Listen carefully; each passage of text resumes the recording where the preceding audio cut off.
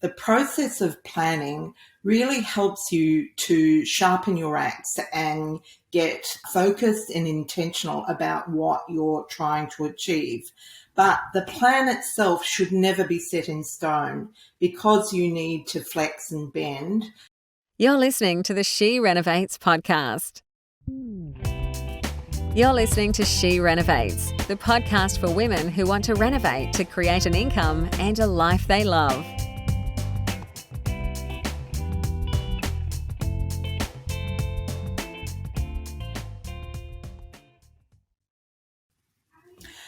Hello, Renovators. So we're on the sunny side of the new year, and today's topic is the 3 types of renovation projects that you should include in your plan in order to achieve the results you seek. Now, we do a lot on planning, and I love this quote by General Dwayne D. Eisenhower,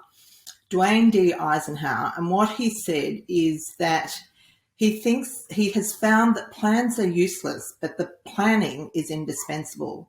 And I totally agree. I really feel that the process of planning really helps you to sharpen your axe and get focused and intentional about what you're trying to achieve.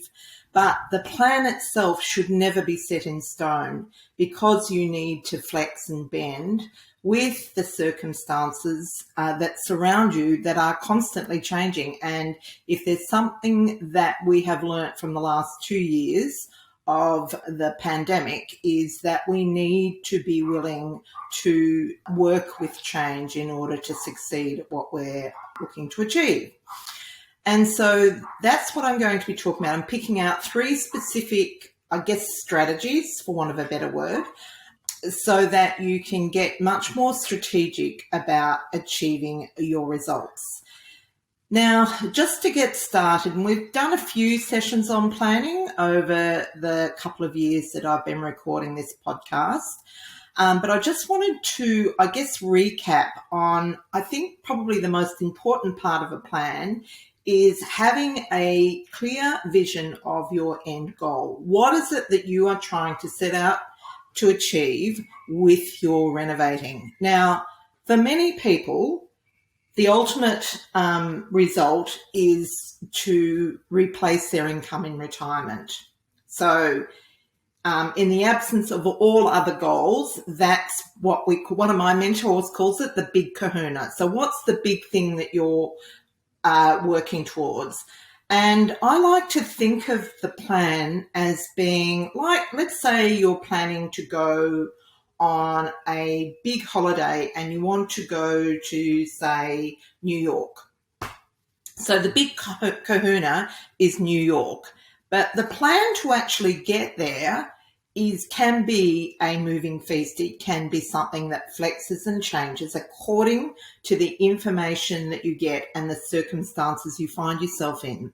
So updating your plan and adjusting it accordingly is really critical. So, you might say fly to LA first and then and find something that really interests you there and you want to spend more time there. Let's say the beautiful architecture. And so you might extend the time that you spend there and maybe go take the next leg more direct because you'll need to pick up time. So it's just, so it's a work in progress. And so you need to be really clear about what your end goal is, but how you get there will change according to the things that you learn and things that happen. So, like legislation changes and it makes one strategy less effective, then you need to look at another strategy. So that's sort of the concept that we're working on. Now, as I mentioned, for most people, the end goal is having enough income to be able to support themselves. But there will be little goals along the way. And the idea is to make those little goals all add to your achieving the end goal. Now, you may completely have your retirement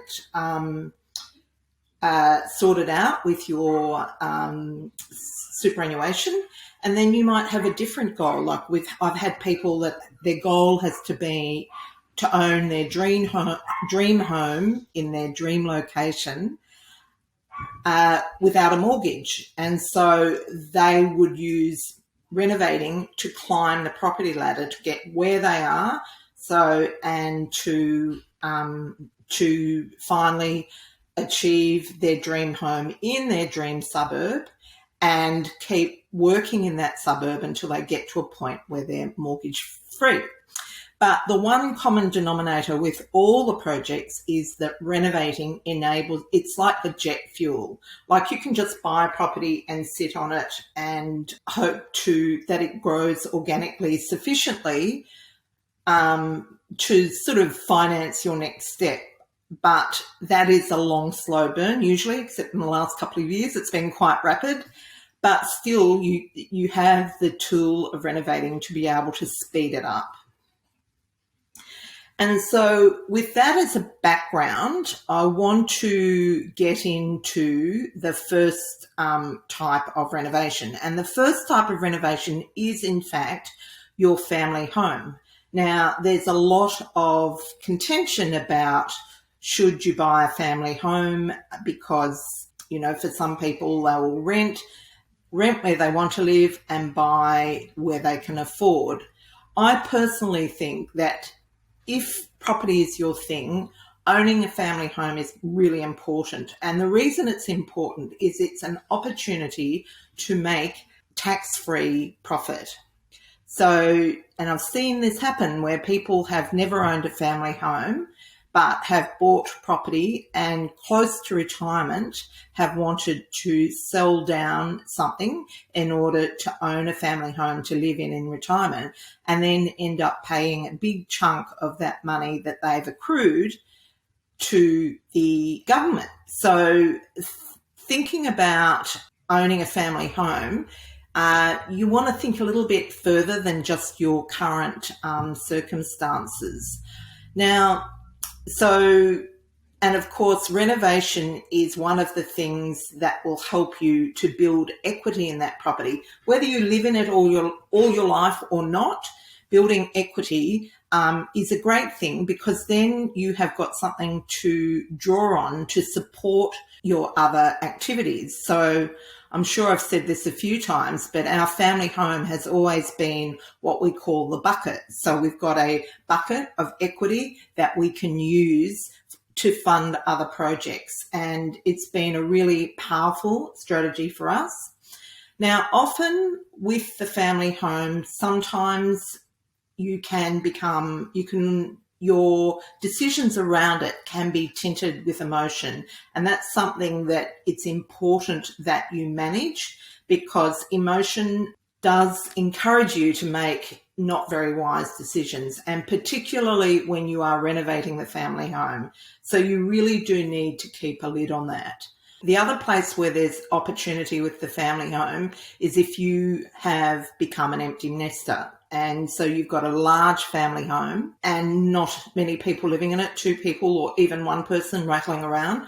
Well, then that's an opportunity in order to build your cash flow by, maybe creating a granny flat under main roof or downsizing. That's what we did.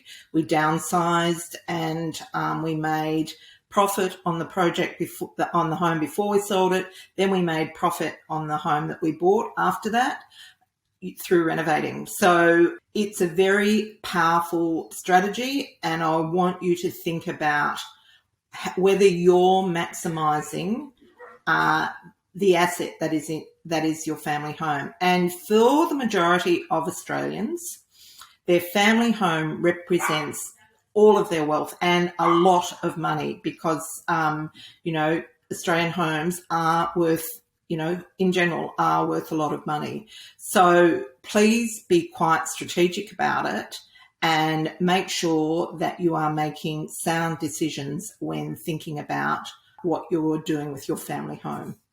Now let's go back to your big kahuna. So let's say your big kahuna, the long-term goal is that you want to produce, let's say, $200,000 worth of income per year in your retirement, or it might be 50,000. It's however much you think that you will need to live on when you are retired. And so I think the trick is getting the sequence right with your projects. Now, let's say you've renovated your family home and you've got that bucket of equity that you can use for your next project. So what's your next project going to be? And so that will depend on what your needs are. Now, let's say you're really happy in your job or running your business. You don't really feel the need to change that. Then you would go one way. But if you're not happy in your job or you're not earning enough income or whatever, then you may think that your next project needs to be a cash flow project.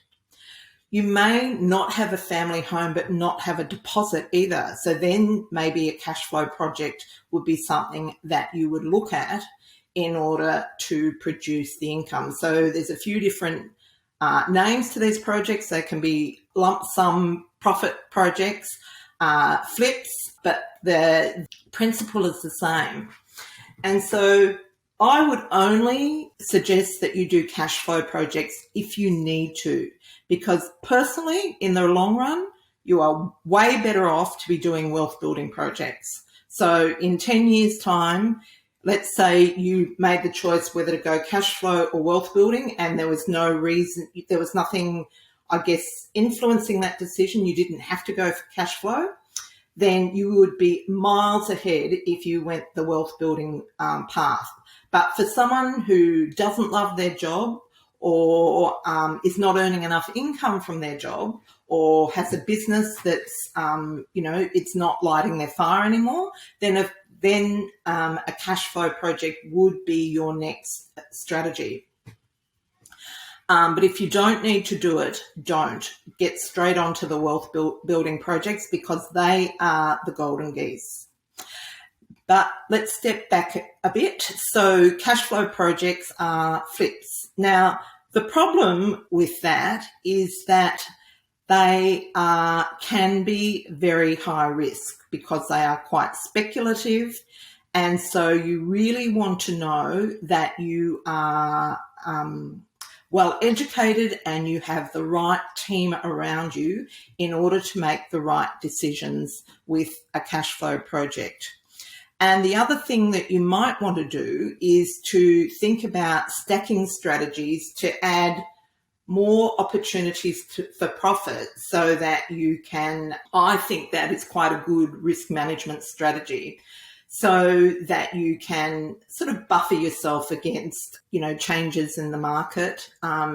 So the market changes all the time. And so you want to make sure that you are, using sound risk management strategies. So one of those strategies for, like stacking a strategy would be if you added a land strategy to it. So you did a subdivision or something like that. So you've got a land component, but that will depend on where you are geographically.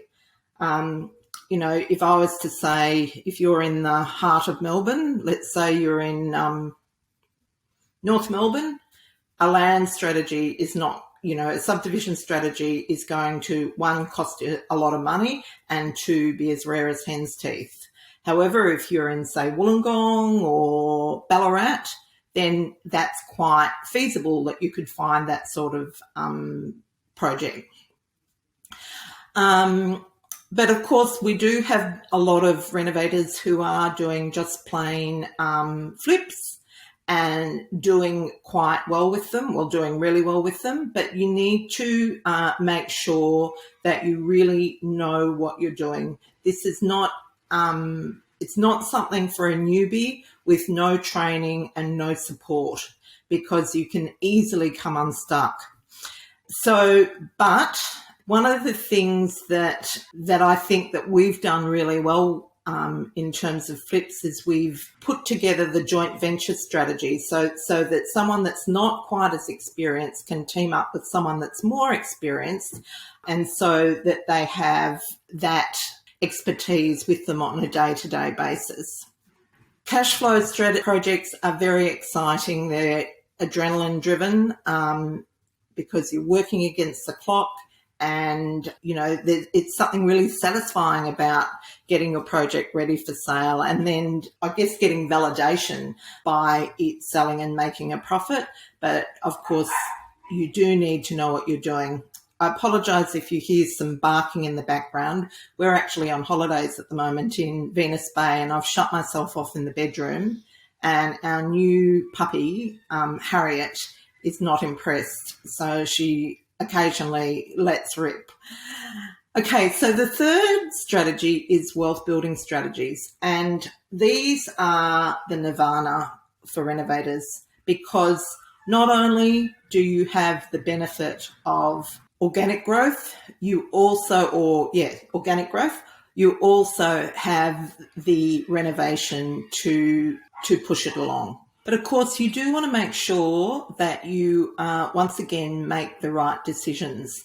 Now, I happen to believe that it's not how many properties that you have, it's the quality of the properties. I've seen lots of people who have spent a life building a portfolio and get into their 50s and the portfolio is not providing any income from them and really isn't growing that well.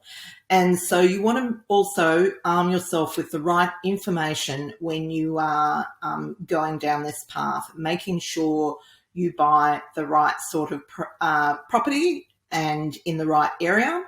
And one of the things, I think that it's a good idea to look at a project where you are able to increase the equity as well as the cash flow with a renovation. Now, sometimes when people are starting to buy investment properties, they think the safest thing for me to do is to go and buy a small unit somewhere. And I actually think that's not the best choice. I think that if you are starting to build wealth through property, that you're better to buy something in a good area that has the capacity to produce equity or income beyond what's available at the time. So buy something, like a property on a bigger block that you can subdivide down the road, or that you can apply a high cash flow strategy to. You might want to use an Airbnb strategy to increase your cash flow to help pay it off. You might want to use a micro development strategy to increase your equity in the property up front, rather than waiting years and years for it to be cash flow positive. So picking a location, a type of property and a strategy that's going to, like we call it, belt and braces, so that it's really going to lift your capacity for income as well as your ownership of the property, how much of it you own as opposed to what the bank owns. And, I've seen often when people, particularly later in life, don't have a great understanding of investing and will end up buying a house and land package or a unit off the plan. And those types of projects are never a good thing to buy later in life. If you're in your 20s and you're buying one, you can afford to wait a few decades, because more often than not, they have high marketing costs that you're not aware of. So they end up being not worth what you paid for them when they settle, and they take a long time to recover. And they are a really poor decision. So I know women in particular tend to think that they don't have what it takes, or they can never get their head around what's involved in making good investment decisions. But I promise you can. It's not that hard. And I really feel that if you want to build your wealth with buying property and investing, that you really need to commit some time to actually learning what's what and building a decent team to support you, because it will come back to you in bucket loads. One of the biggest decisions that you have as a renovator and an investor is who to trust. And so spending some time working out, doing due diligence on advisors is really a good spend of your money. Now, the last thing I wanted to talk to you about in terms of choosing the right strategies to get you where you want to go. So we've talked about at some point in time having a principal place of residence because it provides tax-free profit. You can use the equity to leverage other projects, and you can utilise unused space for income. But that may not be your first project if you don't have enough capital to actually be able to buy one. Then there's the cash flow projects that I would suggest that you only do if you absolutely need to, because they are high risk, and in the long run, it's not the best. It's not a wealth building strategy. It's just a cash flow strategy. The reason I say it's not a wealth building strategy is when you don't work, you don't get paid. So it really is just like a job. But you may need to do one of those first in order to buy a principal place of residence. And then the third strategy, and I would suggest everyone get to that as quickly as you can, is to buy and execute wealth building projects. And so that's where you're buying investment properties to renovate and hold, but being very specific about the type of project you buy so that you make sure that you build your equity in that property as quickly as you can, and you also build the cash flow so that it's actually putting money in your pocket as opposed to costing you money, which would be the negative gearing path. Negative gearing really only works in really good capital growth areas, and even then I really believe that it is a strategy for very sophisticated investors. Most people do not have the skill or the income, because it does need constant income other than the income that the property produces, because negative gearing, by virtue of what it is, actually costs you money to hold. So be very careful about that. But the last thing I want you to think about when you are putting together and executing your plan is really what your biggest challenge is. And I want to give you, because self-awareness is everything, and often you can sort of do all the right things and not get the right outcome because you've not really sorted out the elephant in the room. I know what my biggest challenge is, and I'll let you know, talk about that in a minute. But for instance, for many of us, we start on our family home, and I think that's a really great way to start because it's got less risk. You're not paying a mortgage on your family home plus holding costs on another property. You're just paying one lot of holding costs, which is on that home.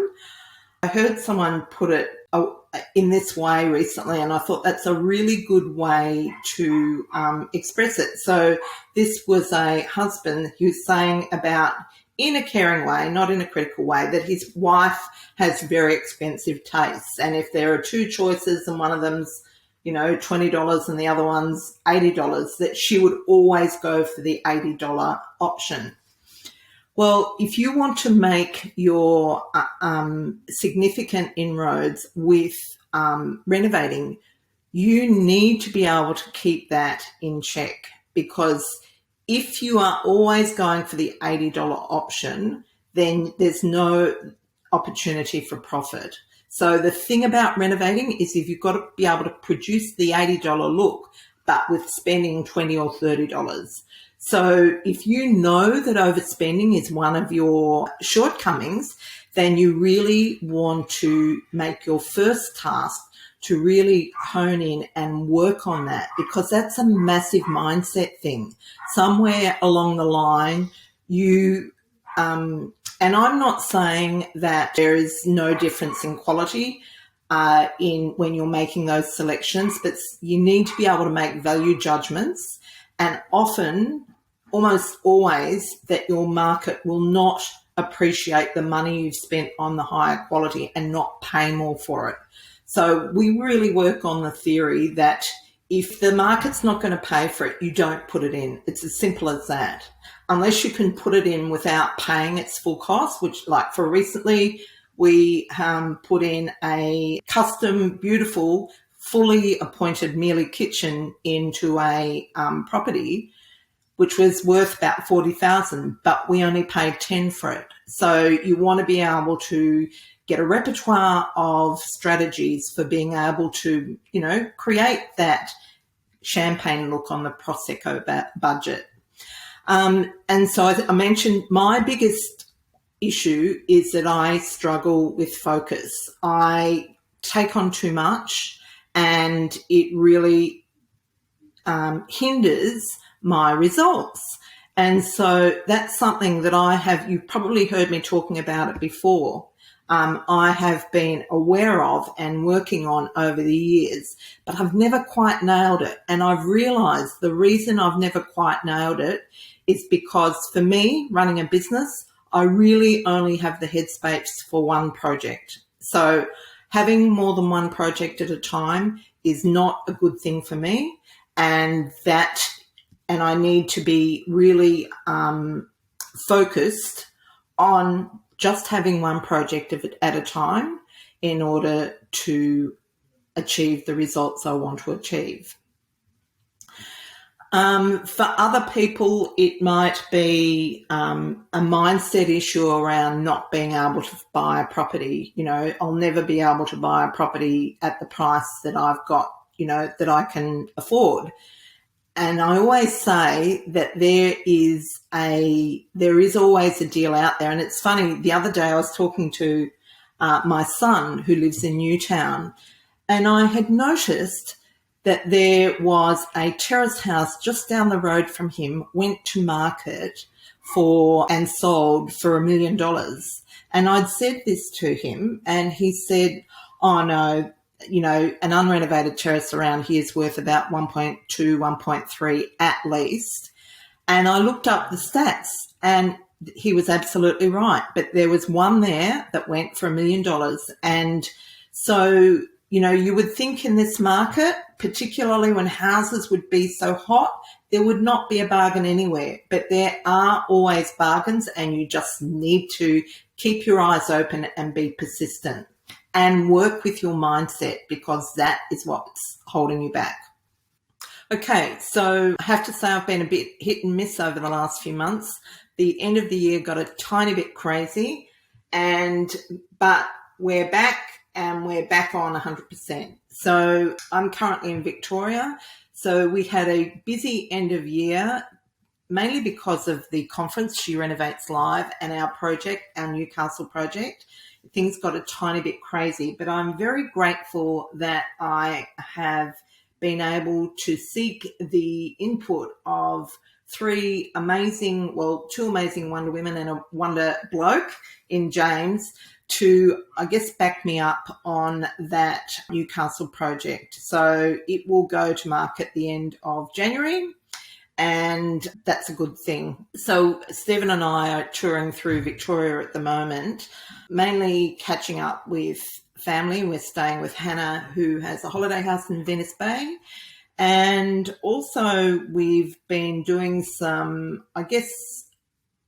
fact-finding for our next project. I think I've mentioned we're negotiating the purchase of an unusual project in country Victoria. And so part of that will involve some Airbnb, and I've just been having a look around at some quirky Airbnbs to just get some ideas about what we are going to do with that. I feel like it's quite a good time to be considering a project of this type because tourism is at an all-time low, and so I think that it won't be too long when that starts to climb again. So it's a good time to be thinking about this. And the other thing is that I'm doing a charity walk next week for Hands Across the Water. It's 47 kilometres at a property on the Great Ocean Road called the 12 Apostles Adventure Centre. And I sort of looking forward to that. I haven't really trained as much as I would like to, but I achieved my fundraising goal today, so I'm very grateful to those of you who contributed. That's one thing that I can tick off, and hopefully by this time next week it will be all over and I'll be back in Sydney firing on all cylinders. Okay, and of course we've been settling in our new family member, Harriet the Cavoodle, who is so gorgeous and filling our lives with joy. Another year is clicking over, and if you've been thinking about renovating and creating beautiful rooms as your happy place, but you still haven't had the confidence to make your move, then I've got a workshop for you. Basically, this online workshop will help you to create your personal action plan to renovate for profit in 2022. You'll learn how to get your first $50,000 to $100,000 profit under your belt. The most common frustration I hear is I just don't know where to start. Well, I'm going to show you exactly where to start, but I'm also going to guide you through the right strategies for you to be able to achieve your dream life with renovating, how you can still make incredible profits in renovating by identifying the best area and the best property for you, how to buy in this market at a price where you can make a profit by renovating for profit, the secrets to finding a reliable trade team, how to make hundreds of decisions that you need to make when doing a renovation, and the ins and outs of financing your project, and lots more. So if you would like to join us, the event is on the 2nd of February at 7:30 p.m. Now, if you'd like to book a spot in that workshop, just go to www.theschoolofrenovating.com/the-leap, LEAP. And if you click the link below, you will be able to book a spot. And I'll see you there. This is the She Renovates podcast. To discover how to harness the power of renovating, check out theschoolofrenovating.com.